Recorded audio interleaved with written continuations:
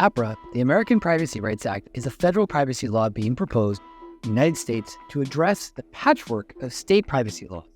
It aims to create a comprehensive data privacy and security framework for all Americans.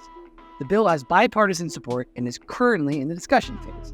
The enforcement of APRA would be overseen by the Federal Trade Commission, or FTC, and there would also be a private cause of action for individuals to sue non-compliant organizations. Businesses should focus on education, awareness, and conducting assessments to prepare for APRA. In this episode of the Data Defenders Forum, Sylvain and I got a chance to speak to Patty Tehrani, also known as Policy Patty, who brings a wealth of experience from her background in financial services, regulatory compliance law, content creation for information service providers, and cybersecurity for universities. She emphasizes the importance of simplifying complex regulatory requirements and creating practical tools and resources to facilitate compliance. Through her work, she aims to provide accessible content that anyone involved in compliance efforts understand and utilize, regardless of their background or expertise. She introduces the concept of lessons learned bundle, which distill enforcement action speeches and case studies into actionable insights and self-assessment considerations. These bundles form part of her broader initiative, the Policy Patty Content Toolkit, designed to address various compliance topics such as privacy and emerging regulatory issues. Ultimately, her goal is to empower organizations to navigate regulatory challenges effectively and efficiently. To find out more about the work she's doing, check out her newsletter. You can check out the link below. Now, let's jump into the episode and talk more about APRA. All right, Patty. So the first question for you and why you are here today is to call about APRA, which is the American Privacy Rights Act. Can you tell us and the audience what this is about? Sure, and I'm going to use I'm going to call it APRA because it's a mouthful. That's the first thing I would always, say is that they never make it easy when they name these things, and maybe that's one of the issues that somebody should submit. Find an easier way to call these major legislation. So, APRA is basically another attempt in the United States to try to put into place a federal privacy law. And just to be very clear, it is not that privacy has not been considered in a number of different ways. Traditionally in the United States, it was always at the federal level, it was always addressed on a very piecemeal basis. They would take different aspects of privacy, children's privacy, computer privacy, email privacy, and deal with it that way because as we can all appreciate, having gone through the EU's GDPR, that it taking on a full framework for privacy across a country, jurisdiction, multiple jurisdictions is no easy feat. So in the United States, privacy was dealt with primarily at the state level with, I think somewhere, and I've lost count, I'm sorry, but I think we're somewhere close to 15, 16, 17 states that actually now have privacy laws in place. So finally, we started seeing some movement at the federal level again. And what happened a couple of years ago, and this is important because it was really the blueprint for APRA, was with another law, ADPA. So, and ADPA was, again, attempt to try to put a federal privacy framework into place. Didn't work out, and we can discuss this later in the conversation. But what APRA is trying to do is to leverage the work that was done under ADPA and put in place a federal comprehensive data privacy and, by the way, security aspects too. So it's privacy and security. The intention here is to try to address that patchwork of state privacy laws that we've had in place to make it easier at the end of the day for businesses. That's a big question mark, by the way. It's going to create privacy protections for all Americans, so you no longer have to be a resident or a consumer of state X. This is designed for all Americans. And there's supposed to be, the traditional state rights that will be afforded to consumers One thing for the audience to keep in mind, and for you both as well, none of this should come as news, because a lot of this copies and pastes things that have been out there. There are some differences in terms of approach, so that will also be interesting to see. And there is going to be a fairly robust enforcement model, but one that will be overseen at the federal level by what I will call the main regulator, the Federal Trade Commission, or FTC. So bottom line is, we're looking now again at a bill, and this is a discussion bill. And I'm not going to give a tutorial on how things happen, but suffice to say, this is step one out of multiple steps that this discussion bill is going to have to go through. Because while the good news is that it is a bicameral, both houses, House and Senate, are behind this, and it's bipartisan. You have a Republican and a Democrat that are behind this. At the end of the day, it will still need to go through multiple reviews and probably multiple issues, changes. That's just within Congress. Outside of Congress, there will be lots and lots of voices that will need to be heard, and already, not surprisingly, we're hearing from the loudest one, and I think the most powerful one, and that's the state of California, and we can talk about that. So I think the key takeaway here is that it is a valiant effort to try to once again create a federal privacy law and framework with security elements attached to it. Is it the first one that's being supported, that is bipartisan, or there have been other bills in the past, similar bills that have been supported by both parties? I think this is like the first real attempt that I would say. I mean, in the past, it's not to say that there wasn't bipartisan support, but the fact that it came out of the gate with bipartisan support, I think this is another, I think, factor that you can attribute to where I'm a realist about things, and this is an election year here in the United States, and typically it's unheard of that major legislations like this have a chance at survival. But I think reality here is that having the bipartisan support is key, but I think there are other factors that are contributing to the fact that we need to get this going. And it's not solely based on what we're seeing in terms of breaches. I mean, I hate to say it, but it's almost become commonplace to hear about breaches. But I think artificial intelligence, or AI, is really contributing to this. And I think also at the end of the day, the reality, the practical realities of having to comply with a patchwork of state privacy laws, which we can get into, is not easy. And right. There are compliance costs behind it in terms of trying to put in those controls, maintaining those controls. I would say even understanding what the expectations are. I mean, one of the reasons, why companies are reaching such big sizes in the US is because of the uniformity of the market, right? Like, that's something that's discussed a lot in the startup world, is that if you want to grow a company in Europe, you have to deal with a lot of different culture, languages, and regulation. And here, for once, I would say that Europe is ahead of the game with GDPR, where the regulation is pretty much the same across Europe. But as you just said, in the US, if you want to be compliant, you have to deal with 16 or 17 laws, and you are not sure what's going to happen in the other states. And so you are kind of walking blind. And I think this could slow down innovation or, willingness of investors to invest in companies that are at risk of seeing their business model compromised because of new regulation coming in place. I think, listen, anytime that you're dealing with a major regulation, especially one that impacts data, the first reaction is, this is going to stifle innovation. This is going to stifle technology.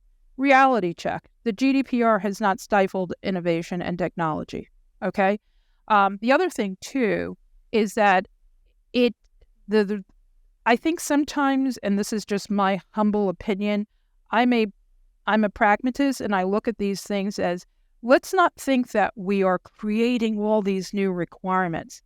Let's take a more holistic, practical approach. And I think when we talk about implementation, because there are a couple of aspects here, rulemaking is one aspect, enforcement is another aspect. So when it comes to the GDPR, 6 years later, almost 6 years later, almost happy birthday to the GDPR this month. I forgot. We're going to do a special episode about that. Yeah, exactly. May of 2018, all these emails coming out and disclaimers and changes. Yeah, exactly. Look, it took a long time to get the GDPR in place. 6 years later, I think the EU states would say respectfully, it hasn't quite worked out as intended. And that's largely because of enforcement. And that's where I think there's another aspect to this. Because what they put on paper, what they put in terms of these laws, interestingly enough, and I often say this to people that I'm consulting and speaking to about these requirements, don't just focus just don't focus on the regulation. Also see what's happening on the enforcement side, what's happening in terms of speeches. So I would say, for example, the GDPR, there are certain member states that are very actively enforcing the GDPR, whereas others not so much. And so the uniformity has improved, but in application and interpretation, there's still more room. And so I think it set a very good framework to leverage. And frankly, I think California and others would say they borrowed much from there. And I think APRA has as well. But I would say that we are certainly not going to fully understand and appreciate what APRA or an APRA-like legislation in the United States means until we start seeing interpretations, and that's going to be largely out of enforcement, because that's what we saw with the GDPR. And I think right now you're seeing the various think tanks come back and say we need improvement here, we need improvement here, and there are also some lessons learned, frankly, that I think APRA leveraged from the GDPR. And one example, by the way, is the data privacy officer, the explicit, very prescriptive duties and responsibilities that are laid out with the GDPR, authority, this, that, whatnot. APRA said you need, especially if you're a large data holder, you need to have a lead, a designated lead, but has been very, let's say, vague or silent on specific duties and responsibilities. And I think that's because they want to allow some wiggle room. And that's where I would say you can borrow, but you can also learn from some of the lessons, because I think some people, from the cost of complying with GDPR, from the implementation, have raised their arms and say, how am I going to do this? And so innovation, impact, I don't think it means it stifles it in its entirety, but it does definitely give pause to consider how you move forward, what you need. And I don't necessarily think that's a bad thing, because you're talking about very valuable information assets that we give to these entities, to these organizations to manage for us. And they need to, and as we can see, we still have problems with that. In terms of the work that you do, Patty, can you walk us through a little bit, some of the things that you're noticing in your ongoing projects related to, the concerns that that businesses are facing, thinking about why a regulation like this is coming out at the time at which it's coming out? Some people might suspect that, this is a, U.S. government response to things happening in relations with, regarding relations to China over things like TikTok. But what are the concerns that you're seeing? Have you seen any watershed moments in the last couple of years that you think have kicked this off? What's your take on that? Well, again, as I started out, it's not I think the thing that was most unexpected was that the gumption to do it in an election year, quite frankly. But it's not as though this was not expected. this has been, again, a conversation that's been being held at the federal level for quite some time. And to some degree, I think businesses have become numb to the conversation because they're either being hit by state privacy requirements, or they have to deal with the GDPR if they are global and they are, because of the GDPR's extraterritorial implications, they may have to be dealing with complying there. But I think at the end of the day, it's like every time you see another legislation, the thing that you consider, what is it trying to do? Why is it necessary? Who is it going to impact? The reality here is that, if it's trying to, if you will, preempt all these state laws and make it easier from the standpoint of compliance, I don't have to deal with a patchwork of requirements anymore. I don't have to go, if I'm on the West Coast and I'm dealing with California residents and people in Oregon, oh, wait, I have to stop because in Oregon I have to do X, Y, Z, but California I have to do only X and Y. From the standpoint of that perspective, I think it's a welcome, development, because the more uniformity, quote unquote, you have, the better it is from the standpoint of managing your controls and designing your controls, right? So you don't have to have either, and this is the way, as an in-house regulatory compliance attorney, when we often dealt with this, when we had to deal with multinational operations that were subject to their own distinct, you either had a choice. You either had to take the one that was the most prescriptive and restrictive and apply it globally. And you can imagine the reaction there to, jurisdictions that were not subject to them. Or you had to have a specific program designed for each jurisdiction. The cost, the effort, the maintenance in doing that is not something to ignore. So from a business perspective, I think there is the reaction of, okay, a uniform set of requirements. That's a good thing. A common set of, things that I can understand, maybe not as prescriptive as, let's say, California, less prescriptive, a bit more room, not bad. But at the same time, there are requirements in here that I have to deal with because I have to now attend more closely to this algorithm issue. And this is where APRA is now starting to move into the regulation of AI. That's where you see something where businesses that have been kind of ignoring, well, we'll deal with it, we'll have something. Now you may need to sit back and say, wait a minute, maybe we can't. And so I think, first and foremost, I highly doubt that there is a lot of attention to this right now. I think there are some people that are skeptical about this happening.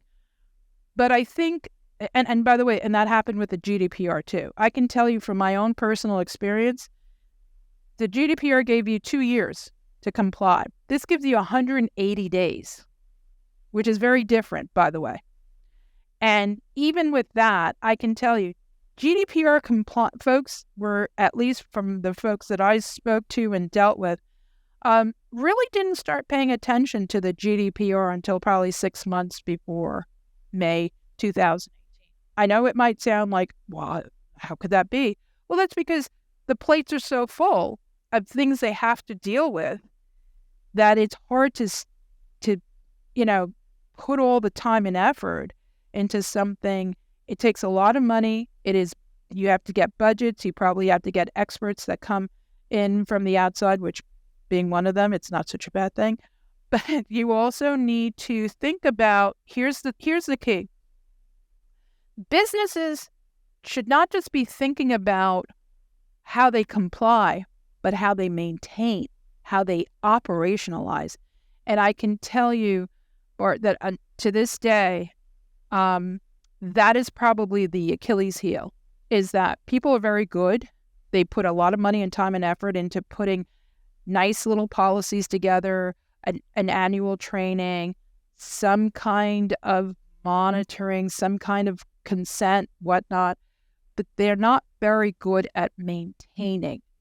And I think from my perspective, my view is always, if you want to have a 25-page policy that talks about what you do, you better be ready to be able to say you can live and comply with what you're saying. So what all that means is that I think the reaction right now is first try to understand what this really requires. And the problem here is because it's subject to so much change and it's subject to a lot of conversations, people are not going to react because they don't have the final product. And to put a lot of time and effort and money right now is probably not the most prudent use of their limited funds, if you will, because I guarantee APRA, if we are successful in it moving forward and becoming law, will not look like what we see today. There will be a lot of fingerprints on it that says this is not doable, this must change. I mean, we're already seeing like some of the sponsors of the prior ADPA saying this doesn't do enough on children's privacy. Or we're seeing California say, wait a minute, this is such a watered down version.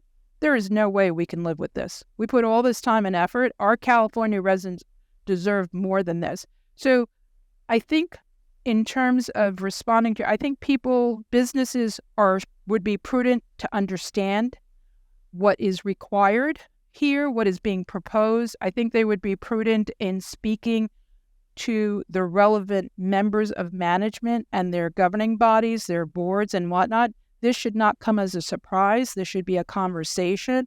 And again, we can take some time maybe during the conversation to talk about practical steps and measures that organizations can take. But to put a full-blown project plan together right now may not be viable if this thing doesn't really move. And if it does, the number of changes are expected. But yeah, I mean, will there be implications? Absolutely. There will be pros. And I'm sure people are thinking, oh, thank goodness, no more patchwork. But there will also be a lot of cons in terms of how much does this impact potentially technology, innovation, what's required. And I think there might be a bit of a twisting of the pearls, as we say here, but I think, it's inevitable. In that regard, because I think having gone through the GDPR process, and at that point I was working in a startup with 800 employees, 26 offices, 13 different countries, facing a lot of different, regulatory facts on the ground at that time. And precisely what you said, there was a training, we all went through it, everybody seemed to forget about it about a week. And then, we did bring in chief data officer and there was a closer look at it. There was also the feeling that, we'll wait until the fines start coming from Brussels and then we'll know how much this is actually going to cost. And it's almost like building, in a reservoir in case of being fined for non-compliance. As of right now, I know you said that, we can definitely expect changes no matter how things go past. But as of right now, a lot of times people may not think about the incentives of why they should care about this, but it certainly gets, leaders' attention when they have an idea what the consequences might be for non-compliance. As of right now, how is that being framed in terms of the consequences for not complying with this? Well, I mean, right now what's being proposed is that it has this enforcement section, which is primarily administered by the Federal Trade Commission. It does allow and there will be more specificity around what all that means, but their FTC, and the FTC, by the way, has not been sitting on its laurels when it comes to privacy. So it's no surprise that they get the ownership on enforcement. They have been extraordinarily active. I mean, I do a monthly newsletter, and I can tell you, I haven't issued one without some type of FTC enforcement action involving data, privacy, or security. So the FTC in the past couple of years has been really very active in enforcing data privacy and security. So no surprise, they get to kind of oversee enforcement. States also, the attorney generals have enforcement powers there. The one that really stood out was the private cause of action, that individuals who are able to come and sue the organization for what they think is potentially non-compliant behavior. There, what's interesting is, similar to California, you'll have a period to cure after you've given notice and whatnot. So I think the consequences and enforcement are there. The issue is going to be, again, how that looks in reality. And I think there's already enough, I think, information or data or evidence from what the FTC has been doing. And none of it, again, is, I believe, is anything that comes as a surprise. Not surprisingly, I will tell you, the common themes that you see in enforcement actions, that whether it's APRA or whether it's existing requirements, it's the same type of themes and issues. Organization says we will do A, B, C, we will not do D, E, and F. Guess what? They don't do A, and they don't do C, and they are doing D, and they are doing E. So what happens more times than not, what you're telling the public, what you're telling regulators in your policies and procedures and that training that you guys, you went through, you're not really doing in actuality. You're not living to what you say, those minimum requirements. So what probably happened in more cases than not, you got an outside, either a law firm or someone who came in with all good intentions, put together a draft policy. It went through various reviews. You signed off on it, but your practices do not match up to what you say in the policy. And enforcement action, one after another, I cannot tell you how many times failure to comply with their own policies and procedures. Or the second theme, they have policies, they don't have procedures. Why is that important? And again, Policy Patty here, they are distinct. People have to understand your policies are your minimum principles, your minimum standards. Your procedures are the way you have taken those principles and you've operationalized them. Those are the ones that should be tailored to your operations.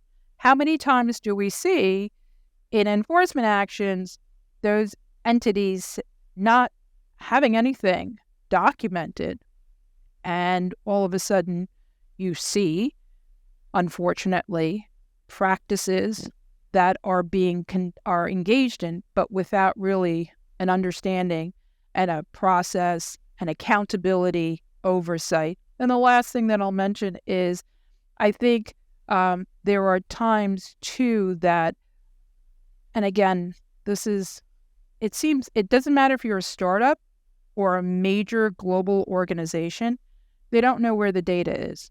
They don't know who has it. They don't know who controls it, who has access to it. And so more often than not, that fundamental aspect of any privacy requirement, know your data.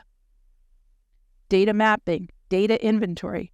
I cannot tell you how many times you can see the most beautifully designed policies, programs, and it comes down to the basic issue of they didn't know they had this data.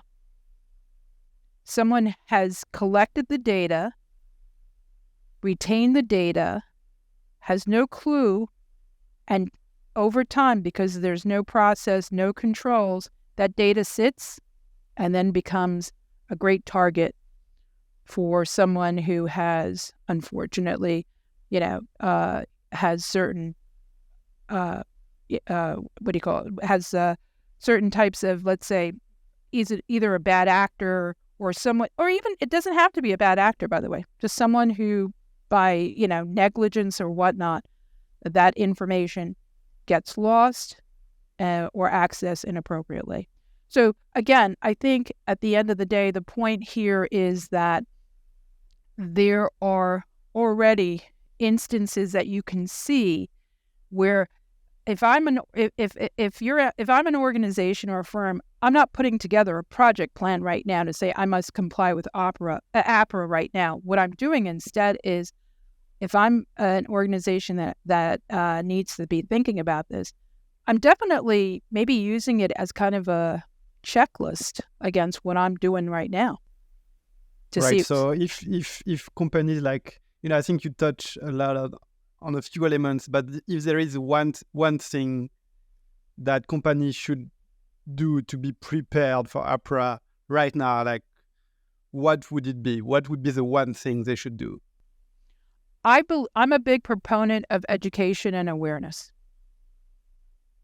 And I think more than anything else, I would use APRA as an opportunity to educate and make my organization aware of it, but also reinforce what we have in place, and start that. Because to me, I think education and awareness, and I think, Bart, you mentioned that you got that one training on GDPR.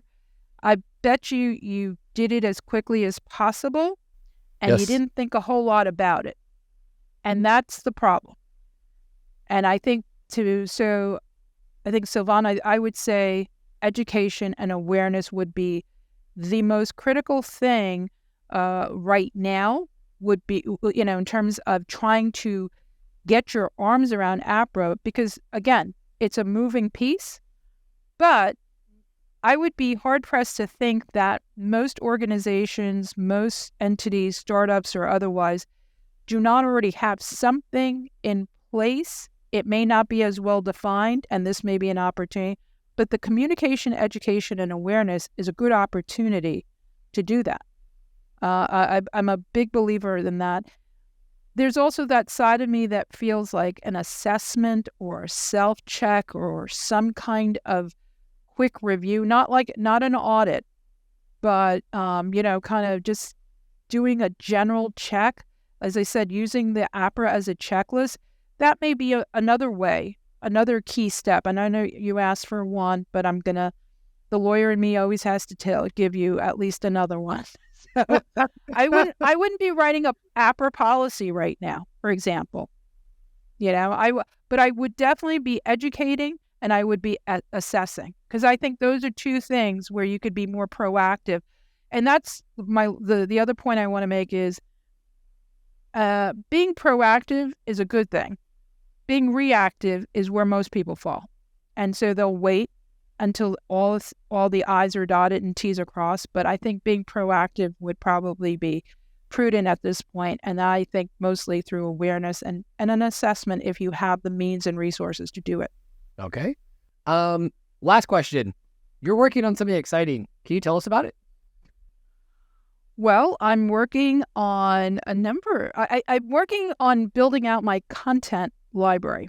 So Policy Patty has navigated the waters of financial services as a regulatory compliance attorney, and I have also done content for an information service provider, and also covered cybersecurity and information security for a university. And at the end of the day, I think, and I hope, my collective background and experience has afforded me the opportunity to look at all these different requirements, but from a lens of being on the receiving end, if you will, and being able to create tools and resources that make life a little bit easier for those of us that are going to have to be the stewards of these programs, moving these efforts along.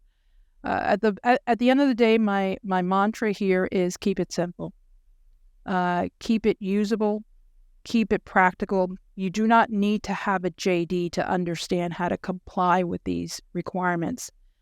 You do not need to start with a blank slate.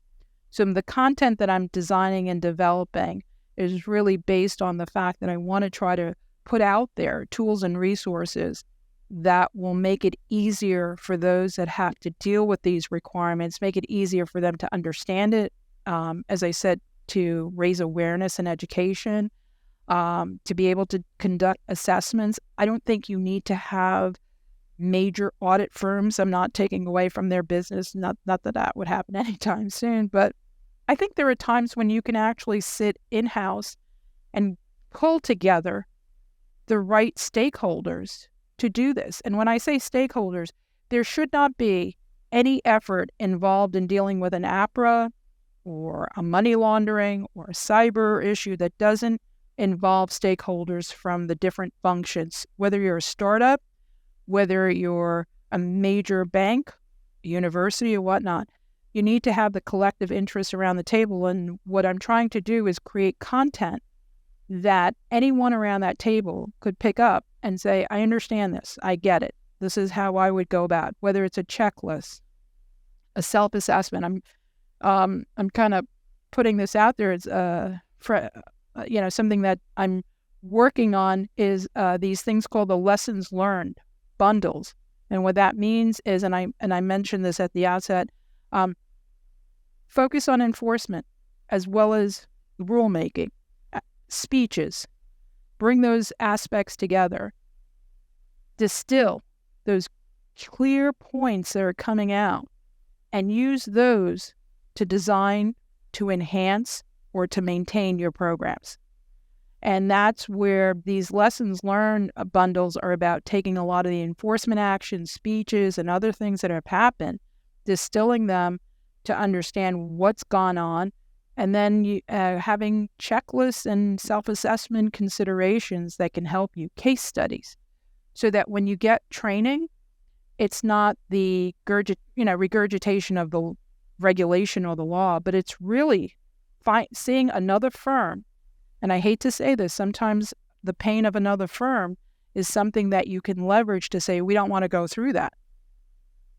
And we can avoid that by doing X, Y, Z. So all in all, it's really about creating these types of tools. And this lesson learned bundle is the first, tranche of items that I'm working on that will be part of the Policy Patty toolkit, content toolkit, which is really about trying to put packages together that people can readily use and apply for their internal needs. And the subject matters will vary. Privacy will be one of them. There's a big issue right now going on with U.S. regulators in terms of communications and people going off channel and using WhatsApp and all these other things. So that's another area. But emerging regulatory issues and taking that. So that's coming. All right. Well, we will keep our eyes open for that. And I think what's very clear from this episode is that, the most important thing is to be proactive, get informed, be aware of the changes that are going on. There is going to be, it's going to take effect one way or another, whether it's this set of regulations getting passed or another. And organizations can't afford to simply, sit back and be, become, I don't want to say a casualty of the consequences of non-compliance, but of suffering and either from a lack of, being competitive or lots of other things can go on there. Patty, we look forward to catching up with you in the future, no matter what happens regarding this regulation, and to hear more about the things that you're doing. Thank you very much for joining us today on the Data Defenders Forum, and we'll be in touch. Thank you guys for having me. I appreciate it. Thank you, Absolute Patty. pleasure. Thanks a lot. Take care.